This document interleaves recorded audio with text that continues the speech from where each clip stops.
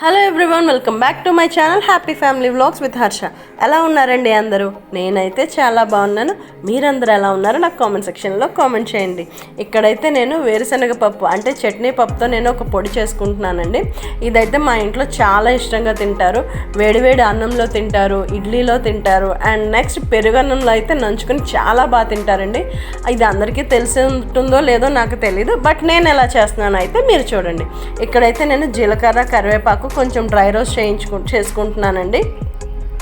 అవి కొంచెం బాగా వేగిన తర్వాత ఆయిల్ వేసుకొని ఎండుమిర్చి మీ కారానికి తగ్గట్టు ఒక 10-15, నేను ఒక కప్పు నిండా అయితే చట్నీ పప్పు తీసుకుంటున్నాను. సో దానికి తగ్గట్టు మీ కారానికి తగ్గట్టు 10-15 ఎండుమిర్చి అయితే నేను తీసుకుంటున్నాను. ఇక్కడ తీసుకొని అవి కూడా బాగా వేగిన తర్వాత చల్లారిన తర్వాత మిక్సీ జార్లో ఎండుమిర్చి, ఉప్పు, వెల్లుల్లిపాయలు ఒక పాయ ఎల్లుల్లిపాయ అంతా ఒలుచుకున్నాను.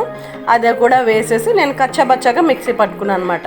అదంతా మిక్సీ పట్టుకుని దాని తర్వాత చట్నీ పప్పు అండ్ మనం డ్రై రోస్ట్ చేసి పెట్టుకున్న కరివేపాకు, జీలకర్ర కూడా ఉంది కదండి, అది కూడా వేసి కొంచెం బాగా పౌడర్ కొట్టుకుంటే మనం అది డబ్బాలో పెట్టుకొని బయట అయినా ఉంచుకోవచ్చు, లేదా ఫ్రిడ్జ్లోనైనా పెట్టుకోవచ్చు. ఎలా ఉంచుకున్నా సరే ఒక 1 month వరకు అయితే ఖచ్చితంగా స్టోర్ ఉంటుందండి. ఇది చాలా బాగుంటుంది ఫ్రెండ్స్, ట్రస్ట్ మీ.